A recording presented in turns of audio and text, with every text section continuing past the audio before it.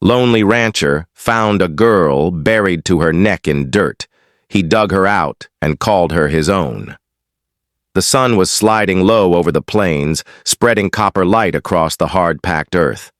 Jack McCallum rode slow, reins slack in his hand, the silence of the frontier wrapping him the way grief had for years. His horse's hooves thudded steady, the only rhythm that made sense in his hollowed-out world. He'd lost too much. His wife gone to fever, the child they never had nothing more than a wish swallowed by dust. Folks in town called him the lonely rancher, and he never corrected them. What was the use? But that evening, something broke. The monotony. A sound. Low. Ragged. Half a sob, half a choke. At first he thought it was wind pushing through the dry sage. He reined in, listening. There it was again. A whimper. Human. Desperate. His jaw tightened. Out here you didn't ignore voices in the dirt. Jack swung down and followed the sound, boots crunching gravel until the land gave way to a small hollow. And there, Lord Almighty, was a sight that stopped his breath. A girl, buried to her. Neck in the hard-baked earth, her face caked in dust, eyes wide with terror. Only a strip of pale skin and cracked lips showed she was alive. Her gaze locked on him, fierce and pleading all at once. "Help me." The whisper was dry, barely. A sound. Jack's chest constricted. He'd heard stories of outlaw punishments, of men burying enemies in the dirt to let the vultures finish the job. But a girl? She couldn't be more than 20, maybe younger, hair matted, the ghost of freckles lost under grime. For a moment, he froze. A lonely rancher had no business meddling with whoever put her there. Could be men were watching even now, rifles leveled, waiting to see if he'd stick his neck out. But then her eyes closed, lashes trembling against the dust. Jack felt something old and stubborn rise inside him, the part that hadn't yet died. When his wife did, with a sharp breath he dropped to his knees. "Hold on." His hands clawed at the packed soil. It was hard as stone, sun-baked through and through. He tore at it with fingers, then yanked his spade from the saddle. Sweat poured down his back as he dug, each strike of the blade echoing like thunder in his ears. The girl's breathing was shallow, wheezing. He worked faster, fear pushing him. By the time the spade struck her bound shoulders, his palms were raw, his shirt drenched. He tossed the spade aside and pulled with his bare hands, freeing her arms, then her torso. When at last she toppled forward into his arms, she was light as a sack of straw. Jack caught her, her head lolling against his chest. He could feel every rib through her ragged dress. Her cracked lips brushed against his collarbone. "Don't leave me here." Jack swallowed hard, lifting her as if she weighed nothing. "I won't." He carried her to his horse, hoisted her across the saddle with care, and swung up behind. The horse shifted uneasily, sensing the tremor in Jack's hands. He tightened his grip on the reins, glanced once over his shoulder at the hollow. It felt like eyes were watching, but none showed themselves. "Let's ride, girl," he muttered, spurring the horse into motion. The prairie stretched wide before them, shadowed by twilight. Jack kept his gaze forward, his arms tight around the frail body pressed against him. She stirred once, whispering something he couldn't catch, and then slipped back into silence. As the ranch house came into view, small weathered wood against the wide sky, Jack felt the weight of what he'd done settle on him. A stranger. A girl dug from the dirt. Whoever buried her would want her back. And Jack McCallum, the man who'd sworn to live quiet and alone, had just taken their prize away. The horse slowed to a halt by the porch. Jack carried her inside, laying her gently on his cot. He brushed dirt from her face, his calloused hand, hovering as if afraid to touch too much. She looked breakable, like spun glass. He sat back, chest heaving, the silence pressing thick. Outside, the crickets had started their song. Inside, One man and one girl lay caught in something neither of them had asked for. Jack poured water into a tin cup, dampened a cloth, and pressed it to her lips. She drank weakly, then turned her face into his hand, trusting, unconscious. The lonely rancher sat there for a long time, watching the rise and fall of her chest. Something stirred in him, a dangerous thing. Hope. The girl was alive. He had saved her. But the West didn't forgive debts, and whoever left her buried would come looking. When dawn broke, it crept slow and gold over the horizon, slipping through the cabin's narrow slats and painting the girl's face in fragile light. Jack had barely slept, his chair pulled close to the cot, every creak of the floorboards or distant coyote call snapping his eyes open. He'd half expected to wake and find her gone, like a ghost he'd only imagined. But she was still there, still breathing, her chest lifting under the thin blanket he'd tucked around her. Jack leaned forward, studying her. Dirt still clung to her hair, streaked like dried blood across her temples. She was young, though the lines of suffering made her seem older. Her lashes fluttered. And then she blinked, startled, eyes sharp and clouded with suspicion all at once. Where am I? Her voice cracked, but it carried a stubborn edge. My cabin. Jack poured a bit of water, held the tin cup steady. You're safe. She eyed the cup like it might be poisoned. Only after a long pause did she take it, sipping slow, gaze never leaving his. Jack admired that. She wasn't meek. Even half dead, she had fire. You dug me out, she murmured, lowering the cup. I couldn't leave you there. Silence stretched between them, broken only by the sound of the wind whistling against the shutters. Then, quietly, they meant me to die. Jack felt his jaw tighten. Who? Her eyes darted away. Doesn't matter. She coughed, tugging the blanket closer. You should have kept riding. That stung. He knew she didn't mean it cruel, but it sliced into him. All the same. Maybe, but I didn't. She didn't answer, only stared at the log wall like she was bracing herself for another blow. Jack stood, restless, busying his hands with the kettle on the stove. You hungry? Her lips twitched, almost a smile, but not quite. If I say yes, will you think I'm weak? Jack's shoulders eased, a quiet huff escaping him. No, ma'am. I'll think you're alive. He made her a bowl of broth, plain but hot, the smell filling the cabin. She ate slow, cautious, like someone not used to being offered food. Jack watched her without meaning to, the way her fingers shook around the spoon, the way her shoulders hunched as though expecting someone to snatch the bowl away. You got a name? He asked finally. She hesitated, spoon pausing mid-air. Clara, she said at last, soft but steady. Clara, he repeated, tasting it as though giving it back to her.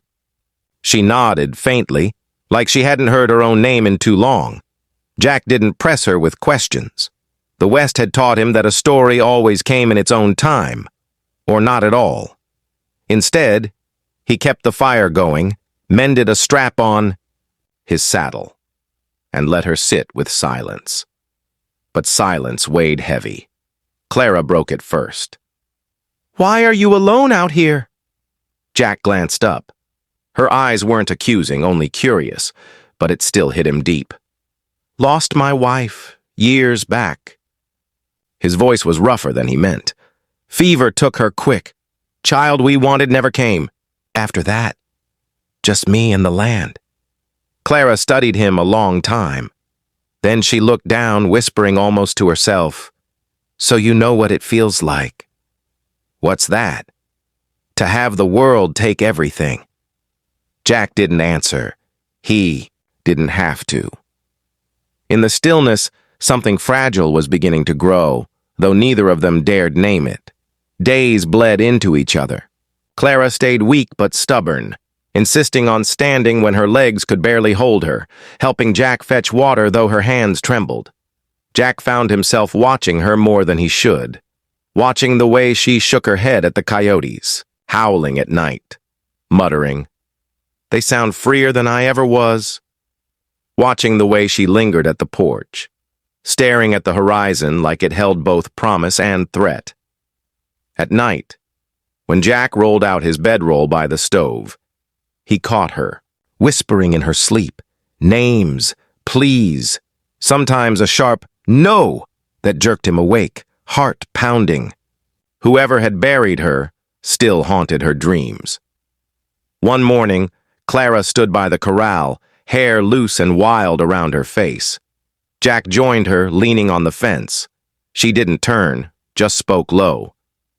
"If they find me, you'll be in danger." "I've been in danger before," Jack said simply. She glanced at him then, eyes wide, searching.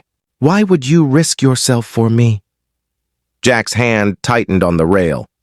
He wanted to say, "Because you remind me what it means to fight for someone. Because loneliness is killing me slower than bullets ever could."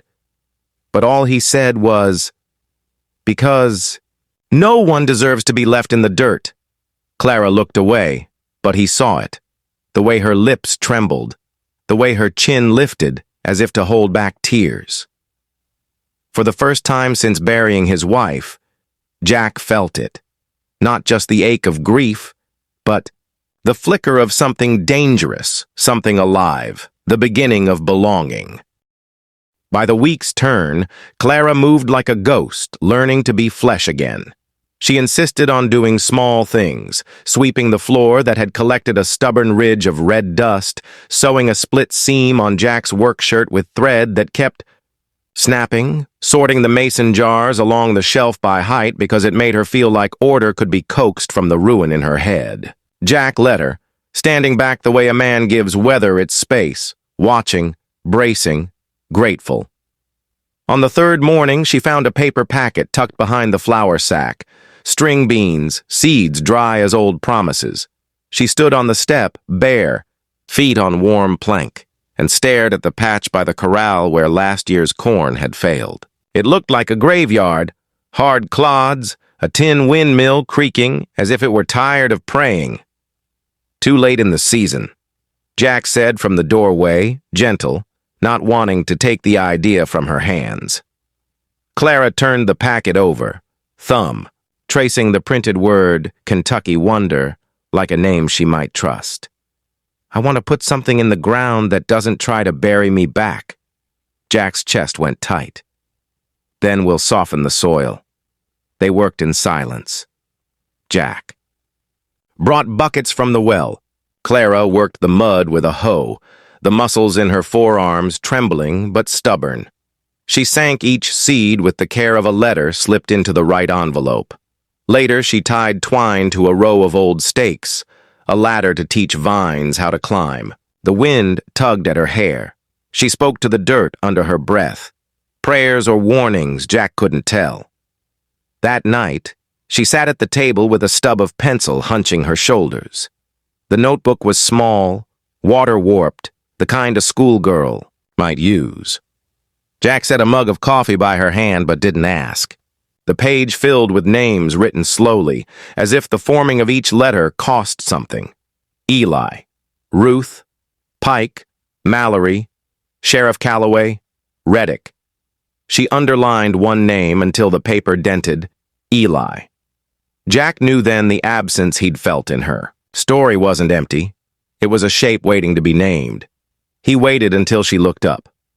"My brother," she said, 8 years old, sweet enough to make a bully share an apple. He can read better than me. He counts stars like they're beads on a rosary." Jack sat. "Where is he?" Her mouth hardened. The pencil shook. "Taken. By Pike, Mallory, and Mr. Reddick's men. They run the Silver Star, call it a saloon, but it's more a trap with polished mirrors." She swallowed. "We came through, Ridgerest, end of spring. I found work sewing at the back, said yes to hemming dresses so I could say no to everything else. They kept their hands clean in daylight and dirty at night. When I told Pike I wasn't for sale, he laughed and said everything west of the Mississippi was for sale if a man had enough whiskey and enough rope. Jack's fingers dug into the table edge. He pictured Reddick, the cattle baron with iron, for eyes and lawmen on his payroll. He'd driven his herds past Reddick's spread enough times to feel the weight of that ranch's shadow. I kept Eli hidden in Widow May's pantry, Clara went on, voice thin. But word travels like thorns. Pike found him. Said boys make good hands if you break them young. Said I could buy him back with obedience. Her laugh was a scrape of rock.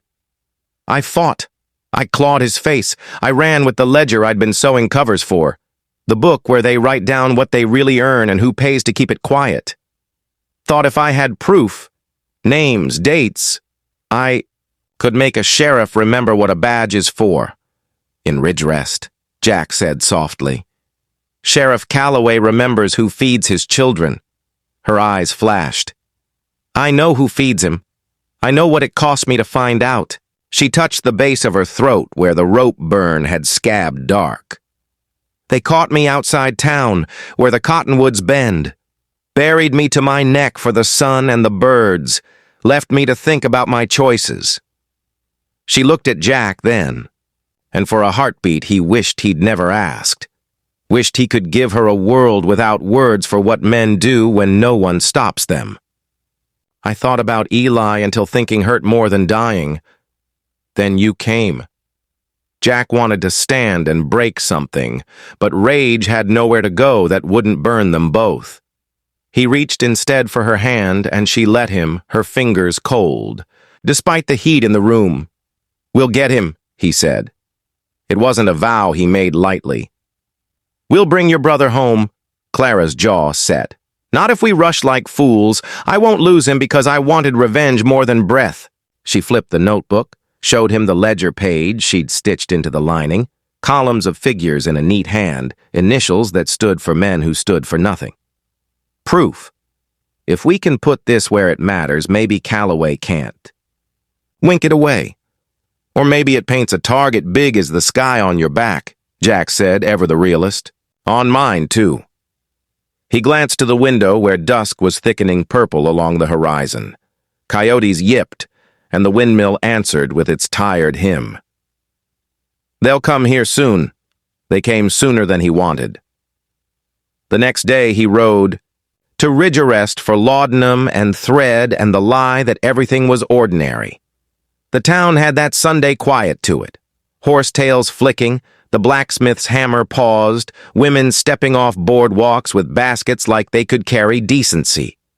Home in them. But talk traveled fast and curved like a whip. At the Mercantile, the owner rubbed the counter with a rag already clean. McCallum, he said, too bright. Hear tell you picked up a snake on the trail. Jack kept his face bored. Picked up supplies. Men at the Cracker Barrel stopped their checker game. One tilted his hat back. Sheriff says a Silver Star girl shot a man and stole from Mr. Reddick. Says the law's obliged to retrieve what's his. A woman in a bonnet made a clucking sound. Manners were better before the rail. Jack felt the old ache behind his ribs, grief's phantom knuckle knocking. He could leave the bundle, turn around, unspool a silence so long it choked him. Or he could swallow their words like grit and go home with what Clara needed. He paid, took the paper-wrapped parcels, and walked out to the street where the summer heat pressed like a palm on the town's brow. Sheriff Calloway leaned on a post outside his office, thumbs hooked in his belt, eyes the pale blue of a winter sky that never meant to warm a body. Afternoon, Jack, he called. If you see a girl answers to Clara, you send her along.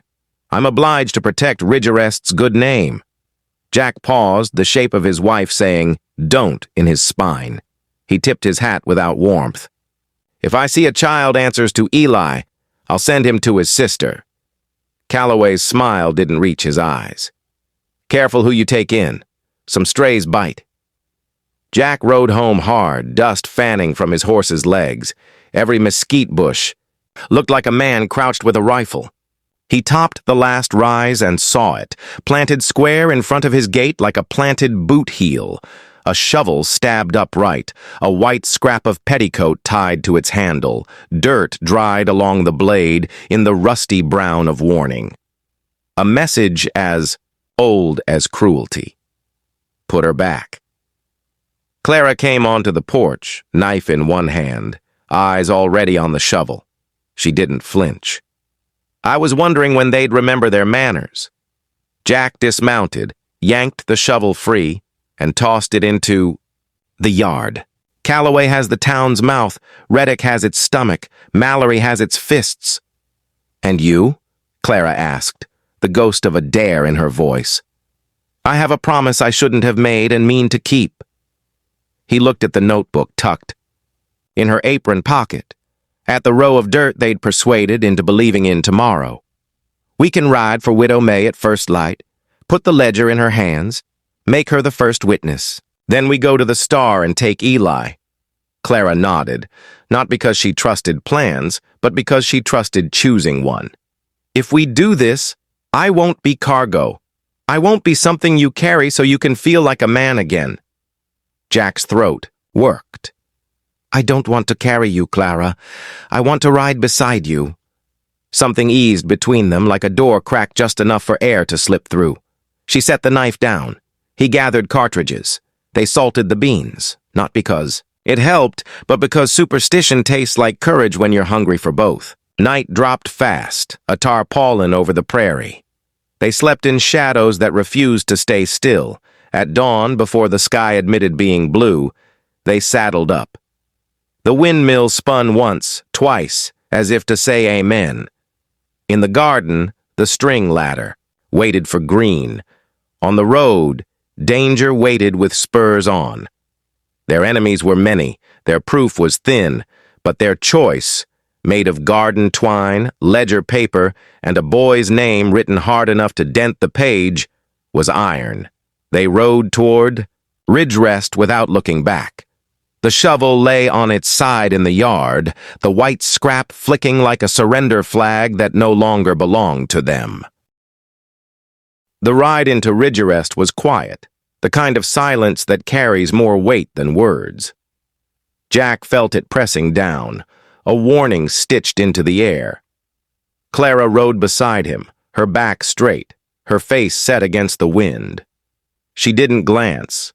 His way, not once, but he could sense the storm in her. Fear, yes, but also something sharper. Resolve. By the time the town's boardwalks creaked under their horses' hooves, every eye seemed to be waiting for them.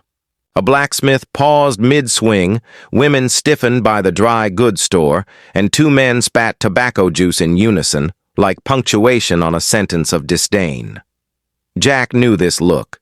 It was the gaze of people pretending neutrality, their loyalty already. Bought and paid for by Reddick's coin. Clara slid down from her saddle, tying her skirts into a knot at her knees. Widow May's first, she murmured. Jack nodded. They crossed the street toward a house sagging under its own loneliness, paint peeling, porch steps warped. Widow May appeared before they reached the door, apron dusty, eyes squinting. When she saw Clara, her face shifted from suspicion to sorrow. You're alive! Clara grabbed her hands. Eli? May shook her head. Mallory's men took him north, keeping him close to the Star. I've tried, Clara, but... Her eyes flicked toward Jack. This the man pulled you out? Jack tipped his hat. Name's McCallum. Widow May's lips pressed thin. Well, you've tied yourself to a storm now. She ushered them inside, shutting the door quick. The cabin smelled of sage and old flour. Clara slipped the ledger from her apron, setting it on the table like it weighed more than iron. May, you have kin in Abilene? A cousin that don't bend to Reddick? May hesitated, then nodded. Cousin teaches letters. Knows a judge or two. Then get this to her, Clara said, pushing the ledger forward. Proof of everything. If I don't make it, you must. Jack bristled. Don't talk like that. Clara shot him a look, fire in her eyes. I've learned to count death as part of the arithmetic, Jack, but Eli's name isn't a number. I'll let them erase. May tucked the ledger beneath her apron, her hands shaking. I'll do what I can. She looked toward the window. But you'd best hurry. Mallory's already sniffing the wind for you. They didn't get far. 2 riders blocked the street when they stepped back out, dust rising around their horses' hooves. Pike Mallory sat tall, a scar splitting his cheek into a cruel grin. He tipped his hat mockingly. Well now, I thought we'd left you for the crows, Clara. His eyes slid to Jack. And you, lonely McCallum, always figured you'd die alone. Instead, you picked up someone else's trash. Jack's hand hovered near his holster, calm but ready. She's no man's trash. Mallory chuckled, low and cold. She stole from Reddick. That ledger she took is worth more than the both of you alive.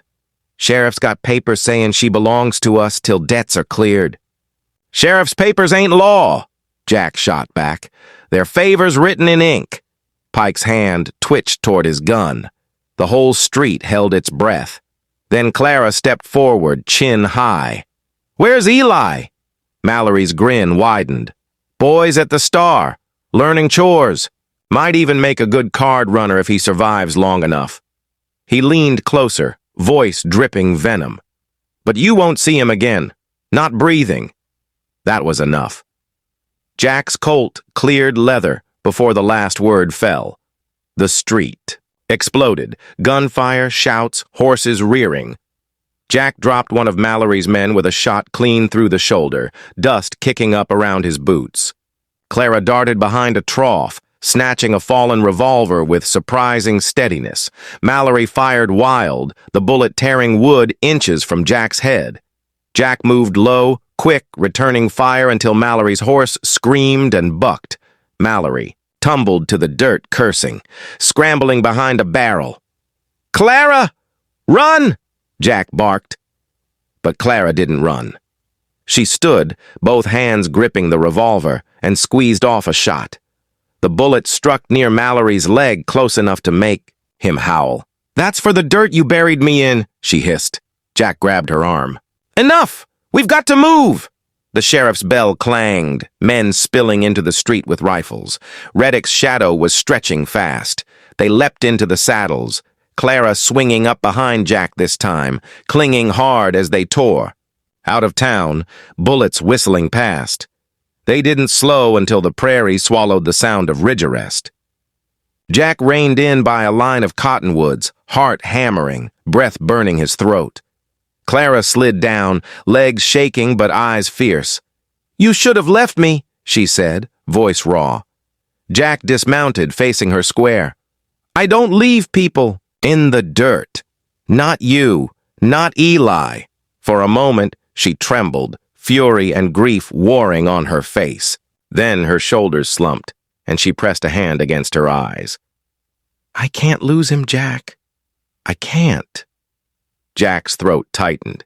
He stepped close, laid a steady hand on her shoulder. Then we don't. We ride to the Star. Tonight. No more waiting. Clara lowered her hand, staring at him with a kind of fragile wonder. You'd risk your life for a boy you've never met? Jack held her gaze. For his sister, I already did. The silence between them cracked, softened into something new. Clara's lips parted as if to speak, but no words came. Instead, she nodded, eyes shining with the smallest ember of trust. They mounted up again, turning their horses toward the glow of lanterns rising in the distance, the Silver Star Saloon, pulsing like a wound in the dark. Ahead waited Eli, Reddick, and a reckoning neither of them might survive. But side by side, they rode anyway, because some debts couldn't be buried, and some hearts, once dug up, refused to go quiet again. Night draped itself over the Silver Star like a shawl worn to hide bruises. Lantern light leaked through the slats, turning the dust in the alley to motes of gold.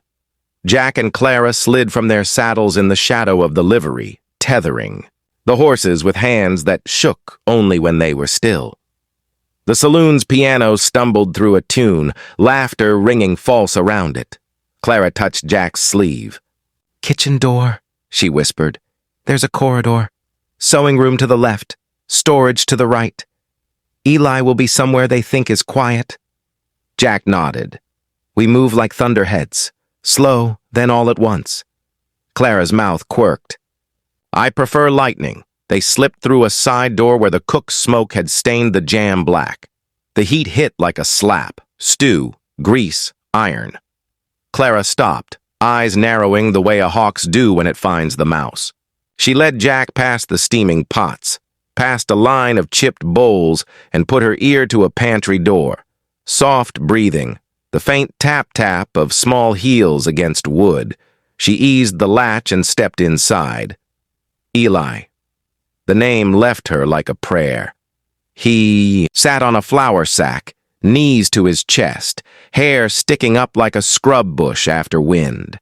He blinked, and then the disbelief broke, and he was on his feet, flinging himself into her arms. She folded around him, shoulders shaking. Jack backed into the corridor, guarding, letting reunion happen in the small space where hope could fit. Eli lifted his face, eyes bright. "Clara, I counted stars and I got to 100 and She cupped his cheeks. "We're going home." Jack held up a finger to his lips. Eli nodded, fierce and solemn. Clara took his hand. "Through the kitchen. Jack, watch." "The pantry." Daughter flung wide. Pike Mallory filled the frame, grease-slick grin cut by the scar Clara's nails had made. Behind him, 2 men leveled rifles. "Family reunion?" Pike drawled. "How sweet. I love endings." Jack moved first, shoving the door hard into Pike's arm. A rifle cracked, splinters leaping from the shelf by Eli's ear. Jack's gun boomed once, twice. One rifleman dropped, the other stumbled back swearing. Clara shoved Eli behind a flower. Sack spun and kicked the pantry's oil lamp into the doorway. Flame licked up the doorframe, fast as gossip. Pike cursed and leapt aside. "Run!" Jack barked. They sprinted through the kitchen as smoke began to billow. Patrons poured from the saloon room, shrieking, knocking chairs. Jack carved a path with the flat of his shoulder. Clara kept Eli tucked behind her, eyes stinging, lungs burning. They were 3 steps from the alley door when Sheriff Calloway stepped in. Badge catching firelight, rifle steady. Behind him, men with Reddick's brand stitched into their vests fanned out like the points of a trap. Reddick himself pushed through the chaos, silk waistcoat unruffled, expression cool as a monastery. "Bring me the boy," he said, not raising his voice. "And the woman who believes paper can change the world." Clara squared her shoulders, soot streaking her cheek. "I sent the ledger," she said, and her voice cut through the noise like a bell. "To Abilene, to a teacher who knows judges who still remember what a courtroom looks like. Names, Mr. Reddick! Amounts! Calloway's hand at the bottom of every page." A hush fell inside the roar. Calloway's jaw went taut. Reddick's eyes thinned. "Then you're an inconvenience," he said, almost pitying. He leveled his pistol, not at Clara but at Eli. Conveniences are replaced. Inconveniences are removed. Jack didn't think. He moved. He threw himself between the barrel and the boy as Reddick fired. The shot tore through Jack's shoulder, heat and shock blinding white. He staggered, but he didn't fall. He planted himself. A wall. "You'll have to kill me to reach him," he said, blood darkening his sleeve. Clara stepped forward. "And me." She lifted the small revolver she'd kept hidden in her apron hem, the one he'd seen her thread back together, stitch by stubborn stitch. Her hands were steady now. "Put your gun down." For a heartbeat, the whole room balanced on the edge of that barrel. Then the saloon ceiling groaned as the fire ate the rafters, and a flaming beam dropped, smashing a table, flinging sparks. Panic swarmed. Men shouted. Smoke thickened. Calloway swore, eyes flicking toward the flames, toward Reddick, toward the girl who knew too much. In that sideways moment, truth found him. If the silver star burned with townsfolk inside, it would be his name. The judges read first when May's cousin unfolded the ledger. Self-preservation did what conscience had failed to do. He jerked his rifle toward Reddick. "It's done, Abel," he snapped, using the Baron's given name like a curse.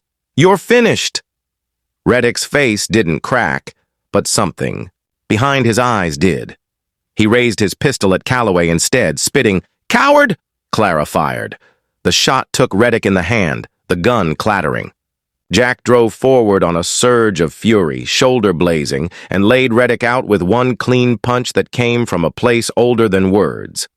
Pike lunged. Clara swung the pantry's heavy ladle she'd grabbed on instinct and smashed it across his temple. He went down, eyes rolling, the scar on his cheek dark against the ash. "Out!" Jack shouted, voice breaking. He scooped Eli into his good arm. Clara grabbed the sheriff's sleeve. "You'll walk," she hissed, "and you'll be seen walking. Tell your men to drop the rifles or choke on your own smoke." Calloway tasted the math and didn't like any of the answers. He threw his rifle down. "Stand down!" he barked, and for once the men obeyed the badge, not the coin. They spilled into the alley, coughing, faces streaked. The star burned behind them like a pyre for every bad promise ever made in that town. Widow May barreled around the corner, skirts hitched, eyes blazing. "Horses!" she cried, shoving reins into Clara's hands. "And you, Sheriff, start calling buckets before you have a graveyard on your conscience." He ran, ordering men to the well, the lie of leadership making itself useful for once. Jack's knees buckled near the livery. Clara caught him, lowering him onto a bale of hay. "You're hit," she said, voice gone small. He clenched his teeth. "Through and through." He tried to smile. "Less to dig out. Still needs stitching." She tore his sleeve with steady hands, pressed linen to the wound, then threaded a needle from the little tin she carried as surely as a gun. Under a sky rimmed red by the fire, she sewed him back into himself, neat, unflinching. Eli held the lamp, lip caught in his teeth, trying not to cry. When it was done, they rode for home with the kind of exhaustion that sinks past bone. Behind them, the star crackled itself into a ruin, and with it, the kind of power that only works in the dark. Ahead, the prairie opened, night wind cooling Jack's fever, Eli's head heavy on his chest, Clara silent and fierce at his side. Days passed. Marshals arrived from Abilene with papers that spoke with the authority Reddick thought he owned. Calloway tried to fold himself into their shadows and was taken anyway. Ledger pages don't forget. Pike Mallory woke to iron on his wrists and no more mirrors to admire himself in. Ridgerest learned how to stand upright, slowly, like a child. Who'd been told crawling was enough, at the ranch, a different reckoning happened. Jack healed, scar pulling tight when he reached for the coffee pot. Clara planted late beans that shouldn't have taken root and did anyway, stubborn as the woman who watered them. Eli learned the windmills creak and named the sparrows that, stole sips from the trough. Some evenings, Clara cooked with a softness that wasn't surrender, biscuits that rose, stew that tasted like patience. Other evenings, she wrote in her damp, warped notebook, letters to the girl she used to be, to a mother she barely remembered, to a boy who'd counted stars in a pantry and made it out to count more. Jack built a second bed, his hands gentler, with the boards than they'd been with anything since grief made them clumsy. He never called Clara mine like a brand. He said ours when he spoke of the porch, the beans, the future. On a morning rinsed clean by rain, he rested a hand on the doorframe and said, awkward, brave, if both of you wanted, you could stay. Not because you owe me, because family is something we choose. Same as we choose who we ride beside. Clara looked past him to the garden. A single green tendril had hooked the twine and was reaching up, like a hand refusing to stay buried. She took Eli's fingers in hers, then reached her other hand for Jack's. "We'll try," she said, "and when the wind blows, we'll tie new knots." That evening, as the sun burned itself down behind the cottonwoods, Eli fell asleep on the porch with a bead string of seeds in his fist. Jack and Clara sat side by side, not touching, not needing to prove anything to the quiet. Somewhere, a coyote called. The beans rustled. A rocking chair creaked like an old hymn. In the last light, the scar at Clara's throat looked almost like a necklace. She touched it, then the thread she'd used to sew Jack's wound, then the sprouts, tender spine. Buried, dug out, stitched, growing, there was a shape to things now, and if you were out there in the dusk with them, if Clara's courage and steady heart touched something quiet and true inside your soul, she'd ask you to keep riding with stories like this. Like subscribe and ring the bell. Out here in the Wild West, love is hard won and worth the fight. Come back for more grit, more sacrifice, and hearts that endure against all odds.